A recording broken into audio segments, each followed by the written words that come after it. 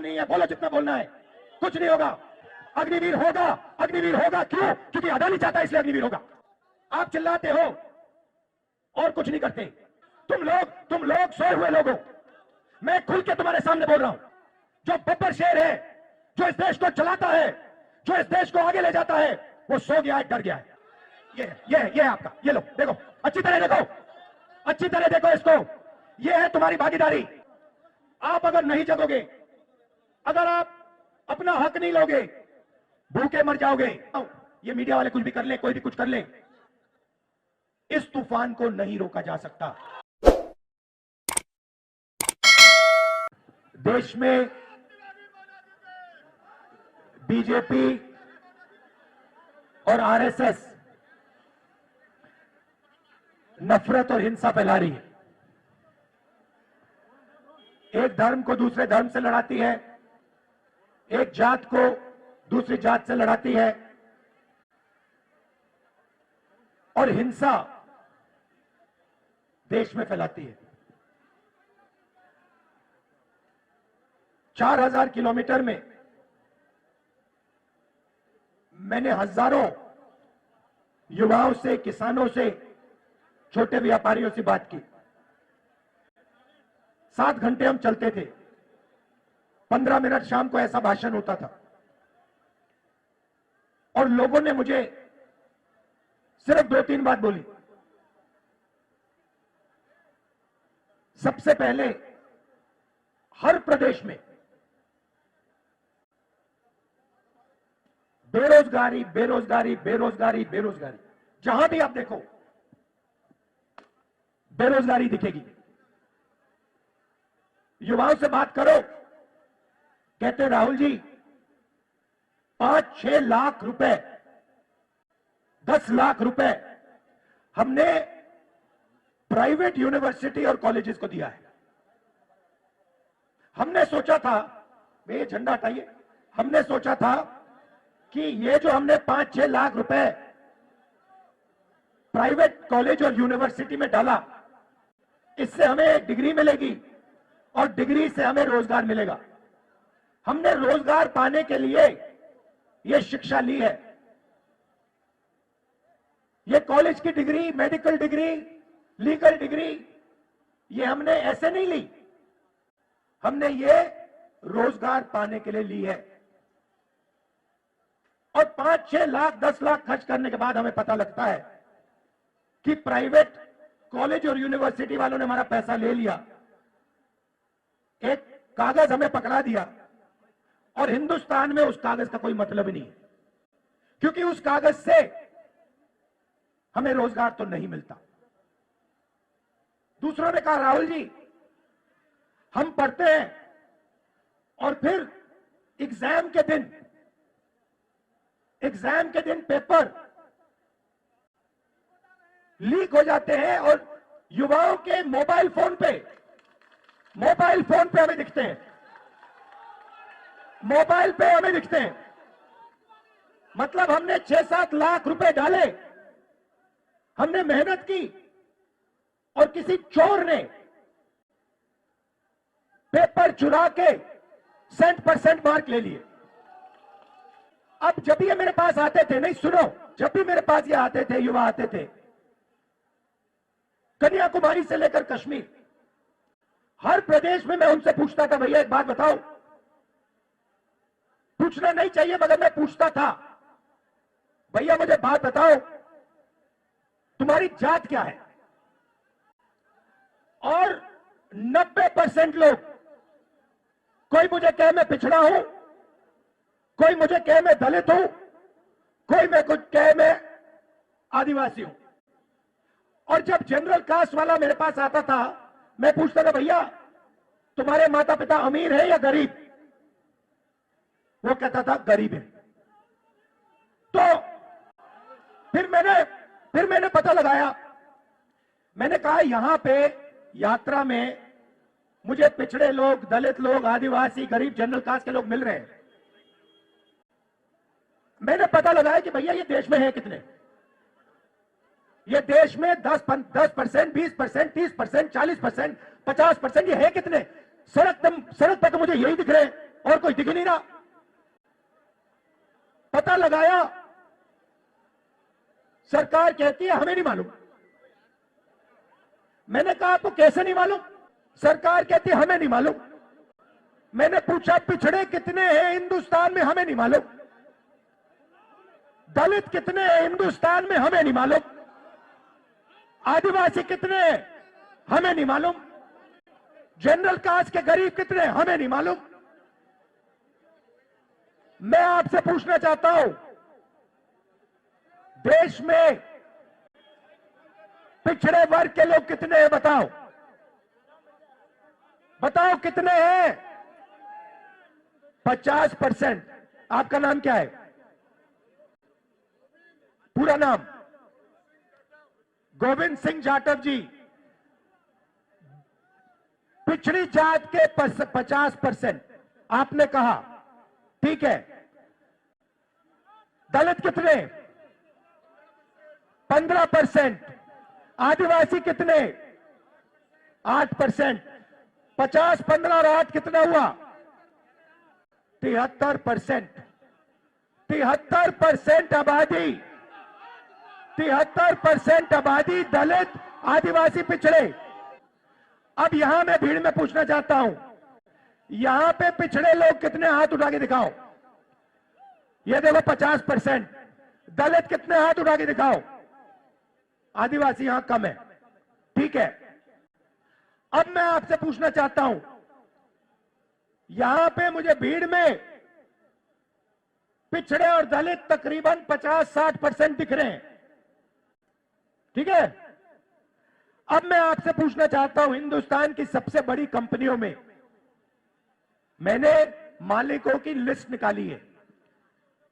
200 सबसे बड़ी कंपनियों की लिस्ट में दलित, आदिवासी, पिछड़े कितने? कितने? 60% नहीं है। मालिकों में मैंने लिस्ट निकाली है, 200 कंपनियों के मालिक में ना एक दलित, ना आदिवासी, ना पिछड़ा। फिर मैंने क्या किया? फिर मैंने कहा ठीक है भैया, ये देश के दलित है, आदिवासी है, पिछड़े हैं, ये मालिक नहीं बनना चाहते। तो मैंने पता लगाया मैनेजमेंट में कितने लोग हैं। सीनियर मैनेजमेंट में दलित, आदिवासी, पिछड़े 73% के कितने? बोलो बोलो। 0, एक नहीं है। तो जब आप प्राइवेट अस्पताल में जाते हो, यहां पे किसी का पैर टूटा? जब आप प्राइवेट अस्पताल में गए, आपने पैसा दिया? आपने प्राइवेट कॉलेज में पढ़ाई की? जब आपने प्राइवेट कॉलेज, यूनिवर्सिटी में आपने पैसा दिया, आपने किसको दिया? आपने ना दलित को दिया, ना आदिवासी को दिया, ना पिछड़े को दिया, और ना अपने जनरल कास्ट के गरीब व्यक्ति को दिया। मतलब आपकी जेब में से पैसा निकल रहा है और 2-3% लोगों के जेब में जा रहा है। उन 2-3% में ना गरीब जनरल कास्ट का कोई है, ना आदिवासी है, ना दलित है, ना पिछड़ा है। अब सुनिए, अब आप कहोगे मुझे, देखो हम दलित हैं, हम आदिवासी हैं, हम पिछड़े हैं, आप हमारे लिए सपना देख रहे हो, आप चाहते हो कि कॉर्पोरेट हिंदुस्तान में हम भी जाएं, मगर हम में इस सपने को देखने का दम नहीं है। आप कह सकते हो कि हमने हार मान ली, राहुल गांधी ये सपना देख रहा है, मगर हम में वो क्षमता नहीं है, हम में वो दम नहीं है, हम में वो कॉन्फिडेंस नहीं है कि हम हिंदुस्तान की सबसे बड़ी कंपनियों के मालिक बने। आप कह सकते हो, मैं मानूंगा नहीं, मगर आप कह सकते हो। तो फिर चलो, आप कंपनियों में नहीं हो तो फिर मुझे बताओ, मीडिया में आपके कितने लोग? मीडिया में आपके कितने लोग? अब देखो, मैडम आपका नाम क्या है? हाँ, पूरा नाम? हाँ, नीति तनेजा जी हैं, मीडिया की है, ठीक है। ये न्यूज तक कंपनी है। आपका नाम क्या है? पूरा नाम क्या है? रक्षा जी, अभी वहां आऊंगा। अब देखिए, यहां पे माइक सेल फोन पकड़ी रक्षा यादव है, दिशा यादव। और ये दिशा यादव जो है, ये हिंदुस्तान की सबसे बड़ी मीडिया कंपनी की मालिक कभी नहीं बन सकती है, क्योंकि इसके नाम के पीछे यादव शब्द है। ये नहीं बन सकती है। ये कितना भी पसीना दे दे अपना, कितना भी खून दे दे अपना, ये पिछड़े वर्ग की है। ये हिंदुस्तान की मीडिया कंपनी की मालिक नहीं बन सकती है। मीडिया में आपका कोई मालिक नहीं, सीनियर मैनेजमेंट में, बड़े पत्रकारों में आपका एक आदमी नहीं। अब मैं कहता हूं, ठीक है, पिछड़े लोग के, दलित आदिवासी लोग मीडिया में भी नहीं जाना चाहते। चलो मीडिया छोड़ो, प्राइवेट अस्पताल छोड़ो, प्राइवेट यूनिवर्सिटी कॉलेज छोड़ो, मुझे हाई कोर्ट का बता दो। हाई कोर्ट में दलित आदिवासी पिछड़े कितने हैं बताओ? चुप हो गए, दम नहीं है आप में, आप सोए हुए हो। 650 हाई कोर्ट के जज हैं, 73% आप लोगों की आबादी है, 100 जज 73% के पास, और वो भी छोटे छोटे। चलो आप मुझे कहोगे हिंदुस्तान में 73% को ना कॉर्पोरेट हिंदुस्तान में जगह चाहिए, ना मीडिया में जगह चाहिए, ना कोर्ट्स में जगह चाहिए, तो फिर मैं आपसे कहता हूं, ठीक है, बताओ हिंदुस्तान के ब्यूरोक्रेट्स में आपके कितने लोग? 90 लोग हिंदुस्तान की सरकार को चलाते हैं। ये नरेंद्र मोदी को वहां पे बैठा रखा है, ये हिंदुस्तान नहीं चलाता। नरेंद्र मोदी के पास 90 लोग बैठे हैं, समझे? बजट बढ़ता है तो ये 90 लोग डिसाइड करते हैं कहां पैसा जाएगा।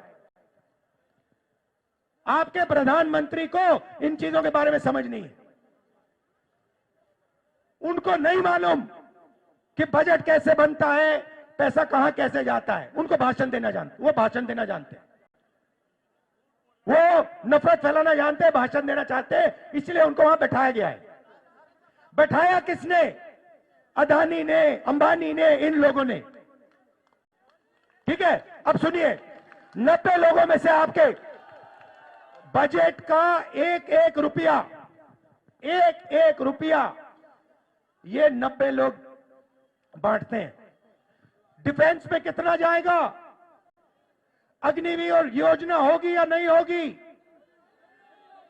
नहीं भैया बोलो, जितना बोलना है आपको। नहीं होगी, कुछ फर्क नहीं पड़ता, कुछ फर्क नहीं पड़ता। आप में कुछ दम नहीं है, आप में कुछ दम नहीं है, बोलो जितना बोलना है, कुछ नहीं होगा। अरे भाई सुन लो, समझ लो, आपके दिमाग में बात बैठ नहीं रही है। आप जितना चिल्लाना चाहते हो चिल्ला लो, जितना आप कहना चाहते हो अग्निवीर नहीं होगा, चिल्ला लो, कुछ फर्क नहीं पड़ने वाला। आप में दम नहीं है, आप में दम नहीं है। अग्निवीर होगा क्यों? क्योंकि अदानी चाहता है इसलिए अग्निवीर होगा, मोदी चाहता है इसलिए अग्निवीर होगा। कैसे? वो क्या दम नहीं है आप में? कैसे नहीं होने? देखो हो रहा है। आप चिल्लाते हो और कुछ नहीं करते, दम नहीं है आप में। 73% में दम नहीं है। सुलारक, मैं बताऊंगा आपको रास्ता, मैं रास्ता बताऊंगा, मगर दम नहीं है तुम लोगों में। तुम लोग सोए हुए लोग हो। मैं खुल के तुम्हारे सामने बोल रहा हूं, तुम लोग सो गए हो। 73% हिंदुस्तान का जो बब्बर शेर है, जो इस देश को चलाता है, जो इस देश को आगे ले जाता है, वो सो गया है, डर गया है। ये देश की सच्चाई है। आप कहो जितना कहना है, अग्निवीर नहीं होगा, अग्निवीर नहीं होगा, नहीं होगा। 73% में दम नहीं है। होगा, कैसे नहीं होगा? अदानी ने डिसाइड किया होगा, होगा। नरेंद्र मोदी ने डिसाइड किया होगा होगा, 90 ब्यूरोक्रेट्स ने डिसाइड किया है होगा होगा, दम नहीं है तुम में। अब सुनो 90 लोगों में से आर्मी में कितना पैसा जाता है वो डिसाइड करते हैं, स्वास्थ्य में कितना जाएगा वो डिसाइड करते हैं, किसान बिल वो डिसाइड करते हैं। 90 में से आपका कितना? 90 में से दलित आदिवासी पिछड़ों की कितनी भागीदारी मुझे बताओ? 90 में से 3 ओबीसी, 3 दलित, 1 आदिवासी, 90 में से 7 आपके। और सुनो, पता कहां बैठे?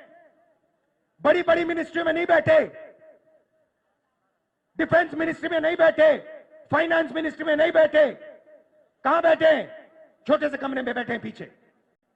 और उनको कहा जाता है तुम लोग चुप हो जाओ, ज्यादा बकवास मत करो, नहीं तो तुम्हारा एसीआर उड़ा दिया जाएगा। एसीआर समझते हो? नहीं समझते। एनुअल कॉन्फिडेंशियल रिपोर्ट, जिससे पिछड़े ब्यूरोक्रेट्स की, दलित ब्यूरोक्रेट्स की, आदिवासी ब्यूरोक्रेट्स की रोज हत्या होती है। एसीआर नाम समझ लो। समझे? चुप हो गए? समझे? अब सुनो, 90 में से आपके 3, आपकी आबादी 73%, 73%, 90 में से 3 आपके। आप जानते हो 100 रुपए में से अगर हिंदुस्तान की सरकार 100 रुपए खर्च करती है, आप जानते हो आपकी कितनी भागीदारी है? 73%। जानते हो? 100 में से 73% की भागीदारी 6 रुपए 10 पैसे। 100 रुपए का नोट दो मुझे, 100 रुपए का नोट दो मुझे। मैं ठीक से समझाऊंगा आज आपको, तो समझोगे। 100 रुपए का नोट दो। ये रहा 100 रुपए का। अब 6 पैसे की कोई चीज दो मुझे, 6 रुपए की चीज दो मुझे कोई। 6 रुपए निकालो जेब से। ये लो, ये लो 6 रुपए, ये लो, ये लो, ये लो, ये देखो, ये बजट में से 100 रुपए गए ना। अगर 100 रुपए बजट में खर्च हुए, ये है आपका। ये लो, देखो, अच्छी तरह देखो, अच्छी तरह देखो इसको। ये है तुम्हारी भागीदारी। ये कम है, इसको तुम्हें उठा के फेंक देना चाहिए। 6 रुपए 10 पैसे की भागीदारी है तुम लोगों की। अन्याय है ये। हर रोज तुम्हारे साथ अन्याय हो रहा है। ये लो 100 रुपए। अच्छा, अब सुनो, राम मंदिर का आपने इनॉग्रेशन देखा? सबने देखा? मुझे बताओ, उसमें आपको अदानी दिखा? उसका चेहरा देखा? अंबानी का चेहरा देखा? अमिताभ बच्चन का देखा? ऐश्वर्या राय का देखा? कोहली का देखा? किसी किसान का देखा? किसी मजदूर का देखा? किसी गरीब का देखा? हिंदुस्तान की राष्ट्रपति आदिवासी है। हिंदुस्तान की राष्ट्रपति आदिवासी है। उसका आपने राम मंदिर में चेहरा देखा? क्यों नहीं देखा? क्यों नहीं देखा? किसी दलित का आपने मंदिर में चेहरा देखा? किसी पिछड़े का आपने मंदिर में चेहरा देखा? तो फिर अब मैं आपको बताता हूं, आपने नरेंद्र मोदी का चेहरा देखा।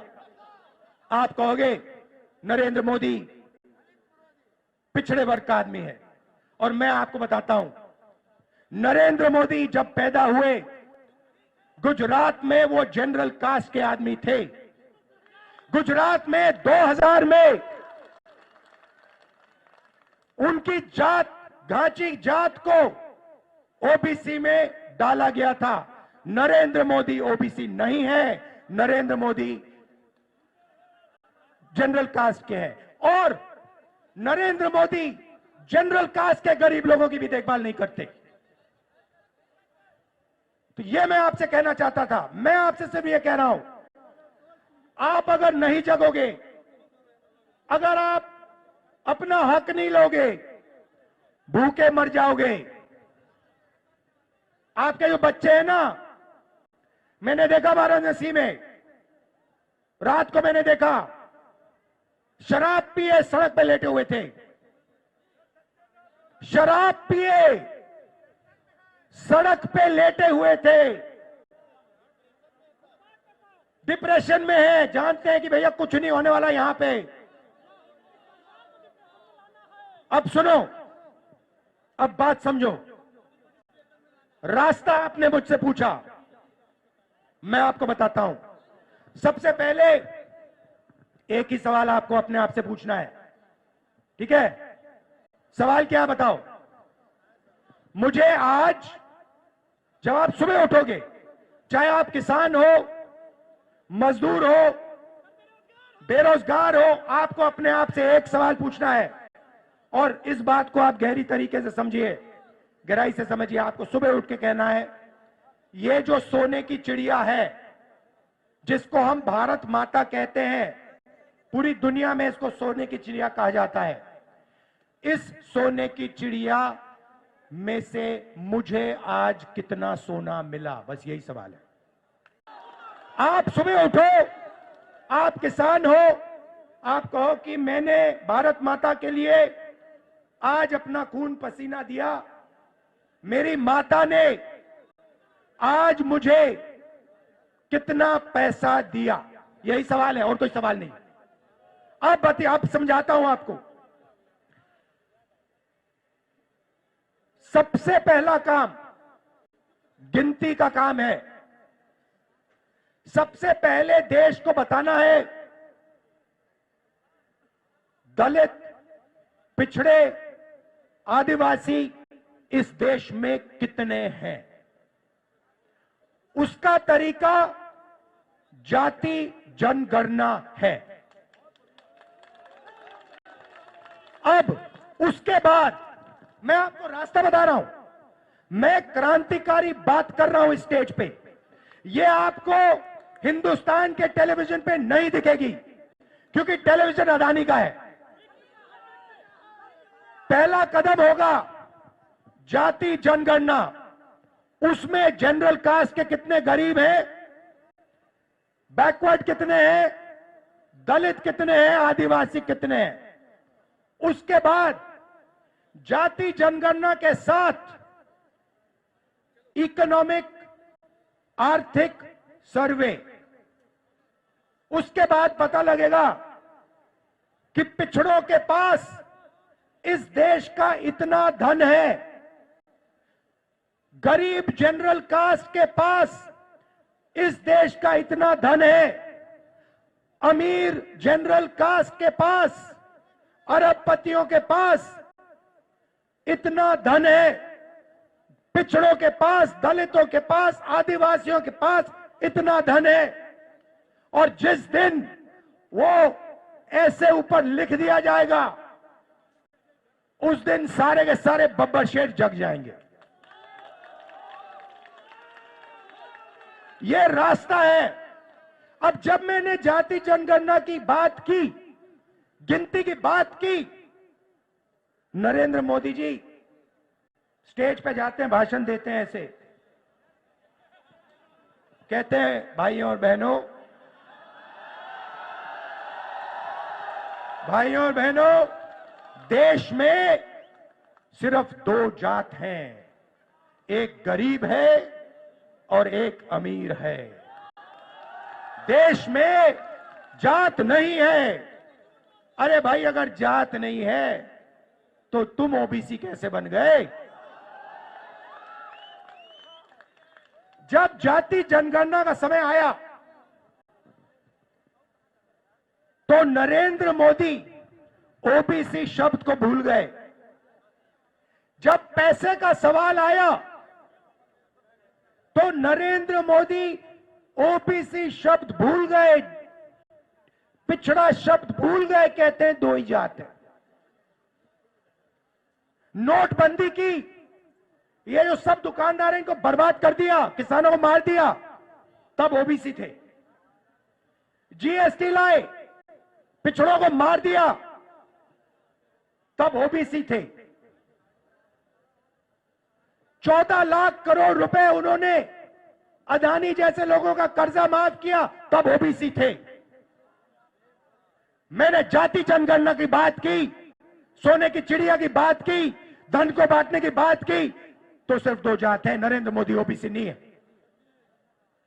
आप ही बात समझिए। और मैं आपको बता रहा हूं, ये मीडिया वाले कुछ भी कर लें, कोई भी कुछ कर ले, इस तूफान को नहीं रोका जा सकता। ये आज नहीं तो कल 73% जग जाएगा।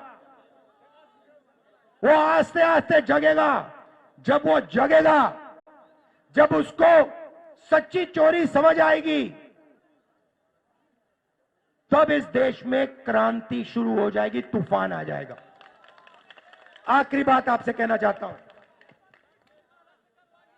आपका नाम क्या है? हाँ, ऋषभ। क्या ऋषभ सिंह, ऊपर आओ।